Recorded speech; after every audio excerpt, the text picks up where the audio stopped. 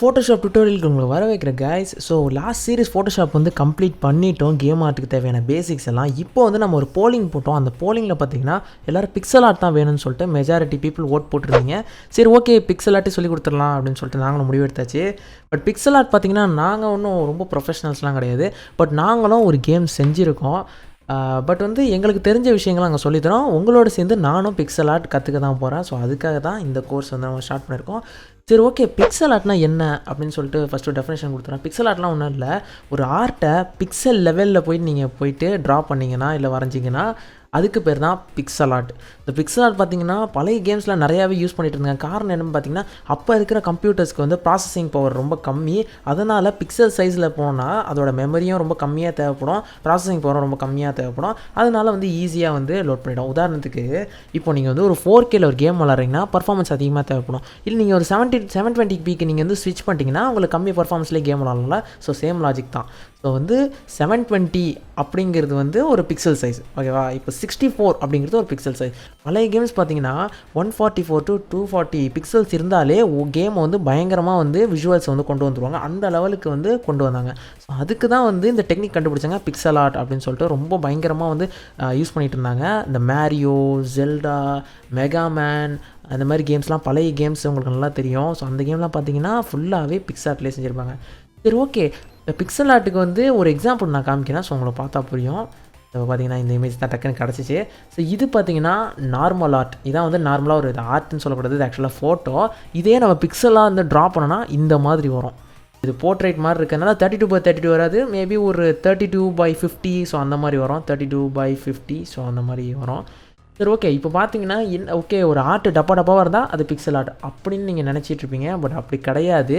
இது பார்த்தீங்கன்னா இது டப்பாவாக இருக்கிறதுனால பிக்சல் கிடையாது, ஓகேங்களா? இப்போ ஜூம் பண்ணிங்கன்னா இந்த ஒரு பாக்ஸ் தெரியுது பார்த்தீங்களா, இது தான் பிக்சல்ஸ். பொதுவாகவே நம்ம கம்ப்யூட்டர்ஸ் எல்லாமே பிக்சல்ஸை ஒன்றா சேர்த்து தான் நம்மளுக்கு இந்த விஷுவலை தருது. அது உங்களுக்கே கண்டிப்பாக தெரிஞ்சிருக்கும். சரி, ஓகே, போங்க, ஒரு தெளிவான எக்ஸாம்பிள் உங்களுக்கு காமிக்கிறேன். இப்போ வந்து நான் ஒரு ப்ரஷ் எடுத்து சும்மா ஒரு நான் கோடு போடுறேன்னு வச்சுக்கலாம். இந்த லேயர் பிக் பண்ணிக்கிறேன். ஸோ இப்போ நான் வரையும் பார்த்தீங்கன்னா இது பார்த்தீங்கன்னா ஏதோ நார்மலாக ஏதோ கோடு போட்ட மாதிரி இருக்கும். பட் இதை பிக்சல் சைஸில் பார்த்தீங்கன்னா நிறையா ஸ்கொயர் சேர்ந்து தான் இந்த ஒரு கோடே உங்களுக்கு வந்து க்ரியேட் ஆகிருக்கு. ஸோ இந்த கோடு வந்து எப்படி வந்து நிறையா ஸ்கொயரோடு சேர்ந்து ஒரு ஆர்ட்டை உருவாக்குதோ அதே மாதிரி தான் மற்ற கேம்ஸ்லேயும் வந்து நிறைய ஸ்கொயர்ஸை வந்து க்ரியேட் பண்ணி அதெல்லாம் ஜாயிண்ட் ஆகி தான் உங்களுக்கு வந்து ஒரு ஆர்ட்டையோ இல்லை விஷுவலையோ காமிக்குது. சரி, ஓகே, உங்களுக்கு இப்போ பிக்சல் ஆர்ட்னா என்ன அப்படின்னு சொல்லிட்டு தெளிவாக புரிஞ்சிருக்கோம். பிக்சல் ஆர்ட்டில் வந்து நிறையா பிட்டுன்னு சொல்லுவாங்க. 1 bit, 2 bit, 8 bit, 16 bit. So அப்படின்னா என்ன அப்படின்னு சொல்கிறாங்க. சில பேர் நினச்சிக்கிட்டு இருப்பாங்க 16 பிட்னா 16x16 இருந்தால் அது 16 பிட் அப்படின்னு நினச்சிக்கிட்டு இருப்பாங்க. பட் அது வந்து தப்பு. அதுக்கு எக்ஸ்பிளைன் பண்ணுறதுக்கு தான் இப்போ நான் 1 பிட் அப்படிங்கிறத வந்து நான் ஃபஸ்ட்டு உங்களுக்கு காமிச்சிடுறேன். 1 பிட் அப்படின்னா இதுதான் 1 பிட் ஆர்ட்டு. ஓகே, சைடில் போய் ஓகே, இதுதான் 1 பிட் ஆர்ட். என்ன ப்ரோ சொல்கிறீங்க, ஒரு பிளாக் அண்ட் ஒயிட் ஆர்ட்டை காமிச்சு இது 1 பிட்டுங்கிறீங்களே அப்படின்னு சொன்னீங்கன்னா அதுதான் 1 பிட்டு. நான் உங்களுக்கு ஒரு தெளிவாக உங்களுக்கு நான் எக்ஸ்பிளைன் பண்ணுறேன். என்னென்னு பார்த்தீங்கன்னா, இப்போ வந்து கம்ப்யூட்டர் லாங்குவேஜ் நீங்கள் கேள்விப்பட்டிருப்பீங்க, 0 and 1 தான் ரன் ஆகும். ஸோ அதே தான் இங்கேயும் ரன் ஆகுது. எப்படின்னு பார்த்தீங்கன்னா, இப்போ வந்து 0 அப்புறம் 1ன்னு சொல்லிட்டு நம்ம 2 எடுத்துப்போம். இது வந்து 1 பிட். ஏன்னா 0 and 1 ஒரே ஒரு டிஜிட் மாதிரி தான் யூஸ் பண்ணுது. இப்போ வந்து 1ங்கிறது 1 டிஜிட், 10ங்கிறது 2 டிஜிட், 100ங்கிறது 3 டிஜிட் அப்படின்னு சொல்கிறாங்க பார்த்தீங்களா. அதே மாதிரி இது பார்த்தீங்கன்னா 1 டிஜிட்டில் யூஸ் பண்ணுது. அதனால தான் இதை 1 பிட்னு சொல்லுவாங்க. இப்போ 0ன்னு இருந்துச்சுன்னா அந்த இடத்துல ஒயிட் கலர், ஓகேங்களா. 1 இருந்துச்சுன்னா அது பிளாக் கலர். அதான் இப்போ 1 பிட்னா 2 கலர் மட்டும் தான் யூஸ் பண்ண முடியும். அந்த 2 கலர் வேறு எதுவுமே இல்லை, பிளாக் அண்ட் ஒயிட். இப்போ ரொம்ப பழைய கேம் பாய்லாம் இருக்குது பார்த்தீங்கன்னா, அதில் பார்த்தீங்கன்னா இந்த பிளாக் அண்ட் ஒயிட்டை வச்சு தான் ஒரு கேமே உருவாக்கியிருப்பாங்க. ஸோ நீங்கள் தேடி பார்த்தீங்கன்னா உங்களுக்கு கன்ஃபார்ம் கிடைக்கும். இப்போ எக்ஸாம்பிளுக்கு நான் சில விஷயங்கள்லாம் காமிக்கிறேன் கேம் பாயில் இருக்கிற கேம்ஸோட. இது பார்த்தீங்கன்னா ஒரு பழைய கேமோட சில பிக்சல் ஆர்ட், அதில் யூஸ் பண்ண சில கலர்ஸ். இதில் என்ன ப்ரோ, பிளாக் அண்ட் ஒயிட் இல்லாமல் ஒரு மாதிரி க்ரீனிஷ், அப்புறம் வந்து ஒரு டிக் க்ரீன் மாதிரி இருக்கே, ஒரு பிளாக் மாதிரி இருக்கே அப்படின்னு சொல்லிட்டு கேட்டிங்கன்னா, இது வந்து அந்த கேம் பாய்ங்கிற அந்த சில கான்சோல்ஸ்லாம் பார்த்தீங்கன்னா இந்த ஒயிட் கலரை வந்து ப்ரொடியூஸ் பண்ண முடியாது. ஏன்னா அதோட டிஸ்பிளேவே ஒரு மாதிரியான க்ரீன் கலரில் தான் இருக்கும். அதனால தான் இந்த க்ரீன் கலருங்கிற மாதிரியான கலர் வந்து யூஸ் பண்ண ஆரம்பித்தாங்க. ஸோ இதுவும் பார்த்தீங்கன்னா 1 பிட் ஆர்ட் தான். இப்போ நெக்ஸ்ட்டு சரி, ஓகே, அப்போ 8 பிட் 16 பிட்னா என்ன ப்ரோ அப்படின்னு கேட்டிங்கன்னா நான் தெளிவாக எக்ஸ்பிளைன் பண்ணுறேன். இதுதான் வந்து 8 பிட் கலர்ஸ். இதில் பார்த்தீங்கன்னா நிறைய கலர்ஸ் யூஸ் பண்ணியிருப்பாங்க. நான் சொன்னேன் பார்த்தீங்களா 0 and 1, அதை வச்சு நான் இப்போ உங்களுக்கு நான் வந்து ஒரு எக்ஸாம்பிள் சின்னதாக உங்களுக்கு நான் பண்ணி காமிக்கிறேன். இப்போ பார்த்தீங்கன்னா 0 0, ஓகேவா. இப்போ உங்களுக்கு கம்ப்யூட்டரில் பார்த்துருப்பீங்க. ஸோ இது வந்து பார்த்தீங்கன்னா பைனரி நம்பர் பாருங்கள்.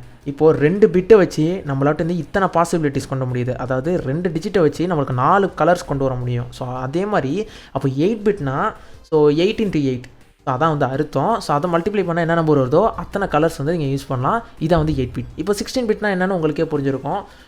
16 × 16 ஸோ அந்த மாதிரி வந்து உங்களுக்கு வந்து கலர்ஸ் வந்து ப்ரொடியூஸ் ஆகும்.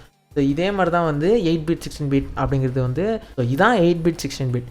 பட் சில பேர் என்ன நினச்சிக்கிட்டாங்கன்னா 8 பிட்னா 8 × 8 அதாவது 8 பிக்சல் வைடு 8 பிக்சல் ஹைட் இருந்துச்சுன்னா அதுதான் வந்து 8 பிட் ஆர்ட் அப்படின்னு நினச்சிக்கிறாங்க. அது கிடையாதுங்க. இந்த கலருக்கு தான் இந்த பிட்டுங்கிற ஒரு வேர்டையே கொண்டு வந்தாங்க. ஓகேவா? சரி, ஓகே. இப்போ புரிஞ்சுருக்கோம். இப்போது பிக்சல் ஆர்ட்டில் என்னென்ன மாதிரி வந்து கேம்ஸ் உருவாக்கலாம் அப்படின்னு சொல்லிட்டு நம்ம பார்ப்போம். சில பாப்புலரான ஜான்ராவை பார்ப்போம், இல்லை டைப்பை பார்ப்போம். ஃபஸ்ட்டு பார்த்தீங்கன்னா எல்லாருக்கும் தெரிஞ்ச மாதிரி ஒரு பிளாட்ஃபார்மர் மேரியோ. ஸோ அந்த மாதிரி கேம்ஸ்லாம் பார்த்தீங்கன்னா பிளாட்ஃபார்மர். இதில் வந்து பிக்சல் ஆர்ட் வந்து ரொம்பவே நல்லாயிருக்கும். நெக்ஸ்ட்டு பார்த்தீங்கன்னா டாப் டவுன். இது வந்து பார்த்தீங்கன்னா போக்கேமான், பழைய போக்கேமான் கேம்ஸ்லாம் பார்த்தீங்கன்னா இந்த ஒரு ஆர்ட் ஸ்டைல் தான் இருக்கும். இது எனக்கு ரொம்ப பர்சனலாக ரொம்ப பிடிச்ச ஆர்ட் ஸ்டைல். எனக்கு இந்த மாதிரி கேம்ஸ் வந்து நிறையா விளாண்டுருக்கேன். இப்போவே என் மொபைலில் பார்த்தீங்கன்னா நான் வந்து சில கேம்ஸ்லாம் ஏற்றி எமுலேட்டரில் விளாண்டுருக்கேன். அந்தளவுக்கு நான் விளாடுவேன். இன்னொன்று ஒரு ஸ்டைல் பார்த்தீங்கன்னா நிறைய கேம்ஸ் கிடையாது, பட் வந்து ஸ்டில் எனக்கும் அது ரொம்ப பிடிக்கும். அது பார்த்திங்கன்னா ஐசோமெட்ரிக். இது பண்ணுறதுக்கு ரொம்ப கஷ்டம். மற்ற 2 ஆர்ட்டை விட இதுதான் ரொம்ப ரொம்ப கஷ்டமான ஒரு ஆர்ட்டுன்னு சொல்லலாம். ஐசோமெட்ரிக்கில் கேம்ஸ் இருக்குது, பட் ரொம்ப குறைவாகவே தான் இருக்குது. ஸோ இந்த 3 தான் வந்து மோஸ்ட்டாக யூஸ் பண்ணுற பிக்சல் ஆர்ட் கேம்ஸ். பட் இதையும் தாண்டி எஃப்பிஎஸ்லேயே பிக்சல் ஆர்ட் வச்சு செஞ்சுருக்காங்க. அதாவது பார்த்தீங்கன்னா டூம் கேம் உங்களுக்கு தெரியும். ரொம்ப பழைய டூம் நான் சொல்கிறேன், 90s சம்திங் வந்தது. அந்த டூம் பார்த்தீங்கன்னா ஃபுல் வந்து 3D வியூ மாதிரி கொடுத்துருப்பாங்க. பட் ஆக்சுவலாக அது ஒரு பிக்சலேட்டட் கேம் தான். பட் வந்து அதை 3D மாதிரி கொடுத்துருப்பாங்க. அது வேறு லெவலாக இருக்கும். அந்த கேம் நீங்கள் கண்டிப்பாக செக் பண்ணி. சரி, ஓகே. இப்போ பிக்சல் ஆர்ட்னா என்ன, உங்களுக்கு வந்து 8 பிட் 1 பிட் ஸோ அப்படின்னா என்ன, பிக்சல் ஆர்ட்டில் எத்தனை டைப் இருக்குது அப்படிங்கிறதெல்லாம் தெரிஞ்சிருக்கும். இப்போ வந்து அடுத்தது நான் சொல்ல போகிறது என்ன பார்த்தீங்கன்னா, பிக்சல் ஆர்ட்டில் வந்து பொதுவாகவே பார்த்தீங்கன்னா ஆர்ட்லேயே வந்து பார்த்தீங்கன்னா அவ்வளோ டைப்ஸ் இருக்கும். நான் பிக்சல் ஆர்ட், ஃப்ளாட் ஆர்ட் அந்த மாதிரி சொல்ல, பிக்சல் ஆர்ட்லேயே பார்த்தீங்கன்னா பல விதமான டைப்ஸ் இருக்குது. பார்த்தீங்கன்னா இப்போ நான் சொல்ல போகிற டைப் பார்த்தீங்கன்னா, சில கேம்ஸ் பார்த்தீங்கன்னா அவுட்லைன் இருக்கும், சில கேம்ஸில் பார்த்தீங்கன்னா அவுட்லைன் இருக்காது. ஸோ இப்போ மெஜாரிட்டி கேம்ஸில் பார்த்தீங்கன்னா அவுட்லைன் இருக்கிற மாதிரி தான் செஞ்சுருக்காங்க. ஏன்னா இப்போ வர கேம்ஸ் பிக்சலேட்டட் கேம்ஸ் வரது ரொம்ப கம்மியாயிடுச்சு. ஸோ அதனால் பட் இப்போ பிக்சலேட்டட் கேம்ஸ் வந்துச்சுன்னா அது எந்த மாதிரி வருதுன்னா, இந்த அவுட்லைன் இல்லாமல் வருது. இந்த அவுட்லைன் இல்லாமல் க்ரியேட் பண்ணுறது வந்து பார்க்கவே பயங்கர சூப்பராக இருக்கும். பட் ரொம்ப ரொம்ப கஷ்டம் க்ரியேட் பண்ணுறதுக்கு. இப்போ வந்து நீங்கள் ஒரு கேம் க்ரியேட் பண்ணுறீங்கன்னா உங்கள் கேரக்டருக்கு வந்து நீங்கள் அவுட்லைன் கொடுக்கல அப்படின்னு பார்த்து அப்படி கொடுக்கலன்னு வச்சுக்கிட்டிங்கன்னா, மீதி இருக்கிற எல்லா ஆர்ட்லேயுமே நீங்கள் அவுட்லைன் கொடுக்கக்கூடாது. மீறி கொடுத்தீங்கன்னா உங்கள் கேரக்டர் வந்து வேறு ஏதோ யூனிவர்ஸ்லேருந்து தூக்கி போட்ட மாதிரியான ஒரு ஃபீலிங் கொடுக்கும். இப்போ வந்து ஒரு ட்ரீ வந்து நீங்கள் வந்து அவுட்லைன் கொடுக்குறீங்க, அப்புறம் வந்து உங்கள் கிராஸுக்கு அவுட்லைன் கொடுக்கணும்னா அது சுத்தமாக மேட்ச் ஆகாது, பார்க்க நல்லாவே இருக்காது. இப்போ அவுட்லைன் கொடுத்தீங்கன்னா மொத்தத்துக்கும் அவுட்லைன் கொடுத்துடணும், அவுட்லைன் கொடுக்கலனா மொத்தத்துக்கும் அவுட்லைன் கொடுக்கக்கூடாது. இது வந்து நான் சொல்கிற ஒரு டிப்பு. இதை ட்ரை பண்ணி பாருங்கள். கேமோட விஷுவல்ஸே வேறு லெவலில் இருக்கும். நெக்ஸ்ட்டு சூஸ் பண்ண வேண்டியது கலர்ஸ். பட் அதெல்லாம் பற்றி வந்து நான் நெக்ஸ்ட் வீடியோஸில் சொல்கிறேன். இப்போ வந்து உங்களுக்கு பிக்சல் ஆர்ட்டில் தேவைப்படுற எல்லா விஷயமும் நீங்கள் கற்றுக்கிட்டீங்க. இப்போ நெக்ஸ்ட்டு வந்து எப்படி வரைகிறது அப்படிங்கிறத பற்றி பார்க்கலாம். ஃபஸ்ட்டு வந்து பேசிக்கான ஐட்டம்ஸ், அப்புறம் பேசிக் கலர்ஸ் பற்றி பார்க்கலாம். அதுக்கப்புறம் பார்த்தீங்கன்னா பிக்சல் ஆர்ட்லேயே மோனோக்ரோமேட்டிக் ஸ்டைல்லாம் வந்து பண்ணலாம். ஸோ அதை பற்றி நான் சொல்கிறேன் தெளிவாக.